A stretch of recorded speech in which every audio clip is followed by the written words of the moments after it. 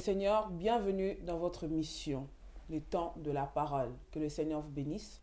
Vous pouvez nous suivre sur A+243 et à ciel ouvert, chaîne chrétienne, sur notre page Facebook et sur YouTube à ciel ouvert officiel TV. Aujourd'hui, par la grâce de Dieu, vous êtes habitués à voir son visage sur notre plateau. L'homme de Dieu, le prophète John Dubois. On va continuer notre sujet qu'on avait débuté, l'esprit d'erreur. Comment combattre l'esprit d'erreur? Plusieurs personnes continuent à vivre avec cet esprit. Il y en a qui se posent des questions. Comment je dois faire? J'ai commis tellement d'erreurs dans ma vie. J'ai besoin de m'en sortir. Je crois par la grâce de Dieu, l'homme de Dieu va nous expliquer en long et en large comment combattre cet esprit et comment vivre paisiblement. Par la grâce de Dieu, l'homme de Dieu va nous répondre. Je veux le saluer tout de suite. Shalom, homme de Dieu. Shalom, servant de Dieu, Veritas Mboki. Comment tu vas? Extrême grâce. Le Seigneur nous fait du bien, donc on est là par sa grâce. Merci beaucoup. Ta caméra, elle est juste là. Tu es un habitué de notre chaîne et Ciel ouvert est tellement suivi. Nous bénissons le Seigneur pour cette grâce. Et aujourd'hui, par la grâce de Dieu, nous sommes encore là. Vous êtes responsable de l'église de baptiseurs de vie en Christ. Exactement.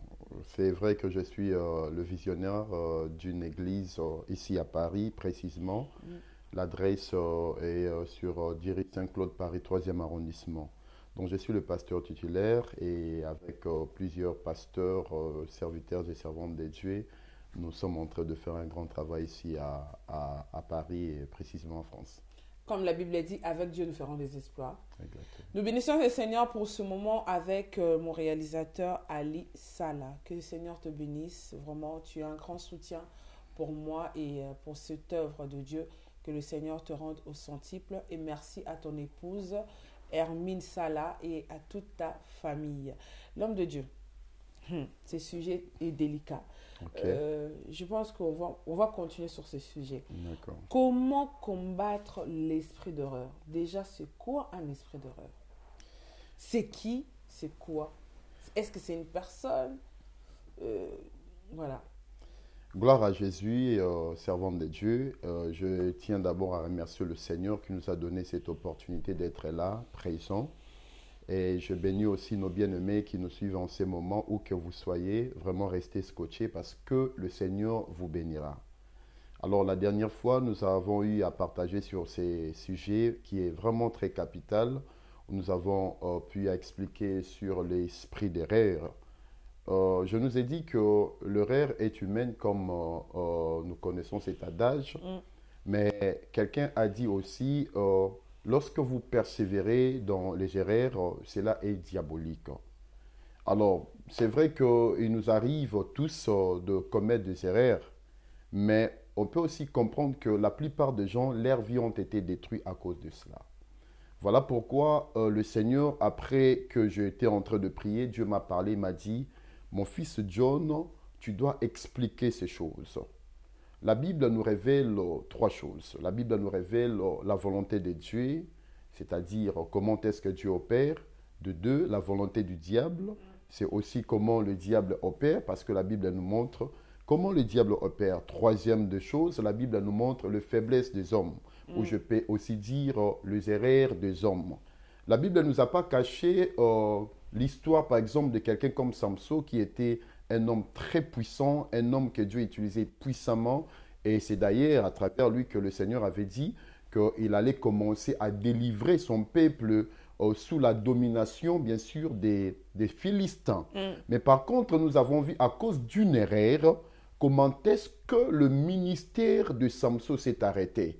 Et au final, le Messie était même mort. Vous voyez? Donc l'erreur est humaine, bien sûr, mais une erreur peut détruire ta vie. Alors, la majeure partie de gens ici sur la terre, nous plairons à cause de cela. Alors, je ne dis pas qu'on ne commettra pas des erreurs, mais je suis en train de dire qu'il faut éviter de multiplier des erreurs, Parce que sinon, ta vie peut être gâchée et détruite à cause de cela. Vous savez que la plupart des gens servant de Dieu, vous serez d'accord avec moi, souvent, d'autres personnes, ils disent souvent, aujourd'hui, je regrette à cause de mon passé. Je regrette par rapport à certaines erreurs que j'avais commises. Si je connaissais cela ou si je savais, je n'allais même pas faire ce que j'avais fait quand j'étais encore plus jeune. Donc, on peut bien comprendre que la plupart des gens pleurent aujourd'hui à cause des erreurs commises. Et c'est comme ça que le Seigneur m'a dit de parler sur les astuces qui peuvent faire en sorte que nous ne puissions pas multiplier des erreurs. J'en ai dit, j'ai noté 10, mais peut-être je vais peut-être évoquer 4 ou 5 dans cette émission. Donc, les 10 astuces pour ne pas multiplier des erreurs. Déjà, avant qu'on puisse parler des astuces pour ne pas multiplier les erreurs, tout à l'heure, tu as dit que beaucoup regrettent leur passé. Exactement. Il dit, si j'avais su, je n'allais pas commettre cette erreur. Exactement. Si j'avais écouté, je n'allais pas tomber dans ça. Exactement. Il y a l'influence aussi. On peut dire qu'il y a certaines personnes qui sont tombées dans les erreurs parce qu'ont été influencées. Et il y a des personnes aussi qui sont tombées dans les erreurs. C'est dû aussi à des liens familiaux. Est-ce qu'aujourd'hui, avant de donner les astuces de l'homme de Dieu, j'aimerais bien vraiment que tu puisses expliquer à un bien-aimé, à un frère, à une sœur, qui nous regarde par exemple, qui se culpabilise par rapport à son passé. Mais les erreurs sont déjà commises et c'est pas possible de réparer. Qu'est-ce que tu peux dire à ces personnes-là? Oui, en fait, je serai toujours obligé de donner des astuces parce que peu importe le regret que la personne peut y avoir par rapport à son passé ou voilà les erreurs commises, il faut toujours savoir qu'est-ce que tu dois maintenant faire pour ne plus tomber dans ces mêmes erreurs. Ou soit tu peux aussi orienter les autres, vous voyez? Parce que peu importe voilà, les acteurs ou la provenance de ces problèmes que vous avez commis, bah, c'est toi qui vas toujours subir, vous voyez? Donc, c'est pour cela, c'est important d'expliquer ces choses, de nous montrer comment il faut éviter cela. Par exemple, si quelqu'un dit, j'ai été influencé par les autres, si je fais ça, ce n'est pas parce que je voulais tomber dans ça. C'est-à-dire, c'est ton ignorance qui t'a poussé dans ça.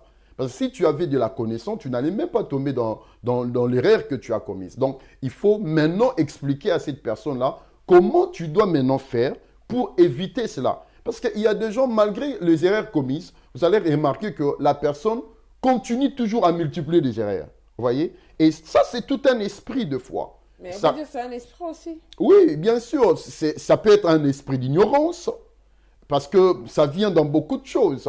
Ça peut être un esprit d'orgueil. Ça peut être un esprit de têtutesse, d'impolitesse. Vous voyez? Ou ça peut être aussi l'influence de l'environnement. Donc, mais dans tout ça, le diable aussi, j'allais dire, peut être derrière ces choses pour vous détruire, pour vous désorienter. Et c'est parmi des choses qui combattent des destinées. Parce que j'ai donné l'exemple, par exemple, de Samson. Samson, sa course s'est arrêtée à cause d'une erreur. À cause d'une femme. Exactement. On peut aussi bien voir que Ruben avait commis une erreur et il a perdu, bien sûr, la prééminence. Parce qu'il est allé coucher avec la femme, la concubine de son père. Donc, une erreur qui lui a coûté la prééminence. Judas, pareil. Une erreur lui a coûté, bien sûr, la royauté. Quand j'ai dit Judas, vous savez ce que Judas a fait. Il est allé avec la femme de son fils. Son fils.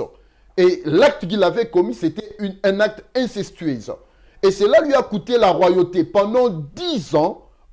10 siècles, j'allais dire, 10 générations, j'allais dire, qu'il n'y avait pas un roi dans la tribu de Juda. Alors que Dieu avait dit, Jacob avait dit, que la royauté ne s'éloignera pas de Juda. Mais lorsque Juda avait commis cet acte, il a perdu la royauté pendant 10 générations. Voire même le premier roi en Israël, c'était un roi qui est venu de la tribu de Benjamite. Alors que Dieu avait promis que le roi sortira que de la tribu de Juda. Donc pendant 10 générations, il a perdu cela. C'est comme ça qu'il est important de donner quand même des astuces qui peuvent nous orienter, nous éclairer à ne pas tomber dans l'erreur ou à multiplier des erreurs. Alors première astuce, servant de Dieu, c'est éviter d'en faire trop. Éviter d'en faire trop, c'est-à-dire, quand je dis éviter d'en faire trop, c'est-à-dire multiples des tâches ou multitâches, multiplier des tâches. La plupart des gens ont fait des erreurs parce qu'on est un peu vacillé, on est ça et là, on est éparpillé, vous voyez, on n'est pas focus, on n'est pas concentré. Beaucoup de gens aiment bien dire « je suis généraliste ». Mais c'est bien, mais d'un autre côté, lorsque tu vis de cette manière, tu seras peut-être concentré dans quelque chose, mais pas dans l'autre. Et tu peux multiplier des erreurs. On ne doit pas seulement être des généralistes, on doit être des spécialistes. Rester focus, rester concentré. Et beaucoup de gens, même dans les domaines de relations, tu vas voir par exemple, la personne est éparpillée. La personne a plusieurs relations, il entretient de relations avec plusieurs hommes, plusieurs femmes. Et cela peut te désorienter. Mais prophète, quand on dit qu'il faut éviter d'en faire trop, pour qu'une personne puisse commettre aussi trop des erreurs dans la vie, donc ça a commencé par une racine, ça vient de quelque part. Donc ça peut être aussi une enfance ratée, une enfance abandonnée, une enfance blessée. Une personne dit, bon, moi je vais commencer à vivre mon fou, donc je vais multiplier des relations, je vais faire telle conquête parce que mon cœur a été blessé. Et c'est là aussi ça peut pousser une personne à commettre beaucoup d'erreurs. Mais exactement, c'est là où on est en train de dire qu'il faut faire très attention parce que lorsque vous faites ces choses par ignorance, cela peut détruire toute une destinée, vous voyez? Donc, ton ignorance ne t'épargnera pas dans l'échec. C'est comme ça la Bible dit, mon peuple périt faute de connaissance. Parce que le mot connaissance et le mot lumière ont la même racine. Lorsqu'on dit ignorance et le mot ténèbres aussi, c'est la même chose. Donc, quand quelqu'un ignore certaines choses, dis-toi que tu es dans le noir. Alors, nous ne voulons pas que les gens persévèrent dans ça, que les gens continuent dans ça. Peu importe ton vécu, peu importe si, par exemple, tes parents n'ont pas su t'orienter ou ils n'ont pas pu t'orienter, mais quand tu grandis, quand même, tu dois savoir comment je dois marcher pour ne pas tomber. Mais c'est là où nous sommes là maintenant pour aider ces gens. Si Dieu nous a envoyés, c'est pour aider ces gens. Vous, les hommes de Dieu, vous pensez toujours que ce sont des esprits? Parce qu'aujourd'hui, on peut voir chez les Blancs, ils vont voir des psychologues, des psychiatres pour se faire soigner, pour comprendre le mal-être, le problème, la source. Pourquoi aujourd'hui, nous, les chrétiens, nous voyons tout est spirituel? C'est vrai, c'est parmi des astuces que j'allais donner tout à l'heure, mais vous m'avez précipité par rapport à cela. En fait, déjà, je n'exempte pas la responsabilité de l'homme. Parce que Dieu n'a pas créé l'homme comme un robot. Dieu a créé l'homme, il a aussi donné à l'homme le choix, le libre arbitre. C'est-à-dire l'homme peut choisir. Mais dans tout ce que nous faisons, il faut aussi dire, il y a l'esprit de Dieu, parce que dans ce monde, on a trois esprits. Il y a l'esprit de Dieu, il y a l'esprit du diable, il y a aussi l'esprit de l'homme. Donc l'homme peut commettre une erreur, mais souvent, derrière des erreurs que nous faisons, le diable appuie. Vous voyez? Donc, ça peut venir de toi, mais le diable peut appuyer cela. Parce que c'est vrai que j'ai prêché une fois, j'ai dit, le diable n'est pas omniscient.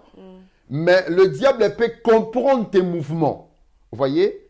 Il peut comprendre tes faiblesses, ce que tu aimes. Parce qu'il faut aussi dire que le diable... je ne sais pas dire que je ne crois pas au diable. Je suis chrétien, servant de Dieu. Mais pourquoi on associe tout le diable toujours? Non, on n'associe pas le diable en tout. Ce n'est pas ce que j'ai dit. Mais j'ai dit que souvent, les erreurs que nous commettons, le diable amplifie cela. La volonté peut venir par toi parce que, comme je disais, l'homme n'a pas été créé comme un robot. Mais le diable est toujours derrière ce qui est mal. Et il sait comprendre le mouvement de l'homme pour te désorienter. Vous voyez? Il peut même utiliser quelqu'un pour que cette personne-là puisse te désorienter. Entre dans ta destinée. Parce que, écoutez, entre toi et moi, on peut bien comprendre qu'Adam et Ève, ils n'avaient pas de lien, mais le diable, il a réussi à les détruire. Vous voyez? Parce qu'il tente, il essaye. Vous voyez? C'est comme ça. Il est important de comprendre comment maintenant faire en sorte que je ne puisse pas tomber dans l'erreur. Comment ne pas faire, comment faire plutôt pour ne pas multiplier les erreurs. C'est comme ça que le Seigneur m'a envoyé pour donner ces astuces. Donc là, je suis en train de dire, servant de Dieu, que lorsque quelqu'un est éparpillé, cela peut faire en sorte que la personne puisse tomber dans l'erreur ou multiplier des erreurs. J'attends beaucoup de gens disent, moi j'aimerais bien avoir 3, 4 femmes, 5 copines et puis je vais d'abord voir tester. Mais tu peux te retrouver dans 5 relations sans les savoir. Et c'est un problème du cœur. Et tu peux être attaché dans toutes ces relations et ça devient aussi compliqué pour toi. Vous voyez, donc c'est des choses qu'il faut éviter. Donc mon frère, si tu es dans 4 ou 5 relations, il faut savoir comment t'en sortir des Vous voyez, deux fois on s'est dit, je tente, je vais d'abord voir. Mais souvent tu peux tomber dans une erreur où... Tu n'arrives plus d'en sortir. Voilà, tu n'arrives même plus à s'en sortir dans ces genres de relations. Donc ça c'est de 1. Deuxième astuce, c'est éviter la distraction. Vous voyez, quelqu'un a dit la distraction crée l'échec. Vous voyez, et lorsqu'on parle de la distraction c'est le manque d'attention. La plupart des gens en fait, ils ne sont pas concentrés. Pourquoi ils multiplient les erreurs? Parce qu'on n'est pas concentré. Dès que tu es dans une relation, dès que tu es dans un endroit, tu ne te poses pas de questions, tu ne te concentres pas. C'est comme si on est en train de te berner, on te conduit que par les gens, tu n'arrives même pas à bien réfléchir. Entre-temps, la distraction crée l'échec. Ça peut être aussi l'environnement. Tu es dans un environnement qui est un environnement hostile. Rester focus. Il faut rester focus. Donc, sois concentré dans ce que tu fais. Et beaucoup de gens ne sont pas concentrés. On est éparpillé, on est ça et là. Et c'est là où le diable en profite. On doit être concentré. Concentré, c'est-à-dire réunir ta conscience, réunir ton intelligence. Quand tu es dans une relation, tu dois réunir ton intelligence. Il y a des gens, dès que tu entres directement, tu as l'impression comme si tu perds même tes facultés. Donc, pour toi, c'est d'abord le mariage. Tu n'es pas concentré. Après, quand tu vas faire des enfants avec le monsieur ou la dame, la personne va commencer à se poser tant de questions. Si je savais, mais pourquoi tu n'as pas su avant? Mais en fait, dans ça, qu'est-ce que la distraction, qu'est-ce que tu veux dire par là, par les relations, une personne, quand on rentre dans une relation, doit être concentrée par toi-même. Exactement, concentre-toi sur la chose, c'est-à-dire tu dois faire quand même des investigations, tu dois comprendre je suis où, même dans le domaine des affaires, concentre-toi, ne prends pas des choses à la légère, même dans les choses de Dieu, concentre-toi, réunis ton intelligence. Tu sais que même dans les choses de Dieu, j'ai l'impression même aujourd'hui, lorsque quelqu'un commence à prier, c'est comme si la personne avant elle était intelligente, mais dès que la personne a commencé à prier, il est devenu, excusez-moi, un peu idiot. Donc, on l'amène comme ça chez un pasteur, on lui fait des choses sans que la personne puisse réfléchir. Donc, la personne n'est plus concentrée. Comme on disait tout à l'heure, c'est vrai qu'on est en train de parler du diable, mais à un moment, il faut aussi réfléchir. Lorsqu'on donne notre vie en Christ, Dieu ne zappe pas notre intelligence. C'est comme ça, vous allez remarquer, par exemple... On voit trop de choses, hommes de Dieu, dans l'église, vous les hommes de Dieu, je mets vous, parce que tu es un homme de Dieu. Oui, bien les sûr. pasteurs, ils abusent. On voit des délivrances, on voit pas des tous les gens... pasteurs, mais certains pasteurs, ils abusent aussi. Vous savez, dans tout ça, moi, j'ai dit aussi, c'est parce que la plupart de fidèles, c'est comme si, dès que vous commencez à prier, tu n'es plus intelligent. Alors que Dieu ne zappe pas ton intelligence. Tout à l'heure, tu as dit le mot, qu'est-ce qui vient, qui rentre dans cette idiotie-là, dans tout ça, là? C'est quoi en fait? C'est quoi? Mais je pense qu'ils n'ont même pas le temps de réfléchir. Il faut réfléchir. Vous savez, lorsque l'apôtre Pierre est sorti de la prison, la Bible dit il a vécu le miracle. L'ange est venu, il a délivré Pierre dans la prison. Mais dès qu'il a franchi la grande porte, la portail, il a réfléchi. Il a pensé là où il devait y aller. Il a réfléchi. Vous voyez? Donc, on ne peut pas zapper notre réflexion. Tu dois réfléchir sur le pasteur qui vous prêche. Réfléchis. Est-ce que c'est que le pasteur est en train de faire là? C'est vraiment biblique. Donc, c'est ça le problème avec les gens. On n'est pas concentré sur, même nous, je suis congolais, dans notre pays, tu vas voir, les gens, ils acclament même certaines choses qu'ils ne doivent même pas acclamer. Les gens ne réfléchissent plus. Les gens ne sont plus concentrés. On va dire que c'est le secte, c'est plus l'église. C'est la manipulation spirituelle. Il y en a qui touchent au fétiche aussi, certains hommes de Dieu. Parce que quand tu dis là, il y en a qui ne réfléchissent plus, ils acceptent tout. Donc on voit beaucoup dans les réseaux sociaux. On voit beaucoup. On veut dire quoi? C'est la sorcellerie, alors c'est plus l'église. Oui, mais bien sûr, si vous êtes chrétien, comment on peut vous envoûter jusqu'à ce niveau? Moi, je parle de la réflexion, c'est-à-dire la réflexion ou la concentration vient quand la personne réfléchit. Mais le gens ne réfléchit pas assez. Et lorsque vous ne réfléchissez pas assez, dites-vous que le diable a la facilité de vous désorienter. En avance, homme de Dieu, éviter la distraction. Exactement, Là, on éviter va la continuer distraction oui. et savoir prioriser de bonnes choses. C'est-à-dire, si vous voulez éviter les erreurs, il faut savoir prioriser les bonnes choses. C'est-à-dire, quand on dit prioriser, c'est-à-dire mettre à la première place la première chose, la première des choses, la bonne chose. C'est comme la parole nous dit, premièrement, cherchez le royaume de Dieu et tout sera vous donné par-dessus. C'est-à-dire mettre la première chose à la première place.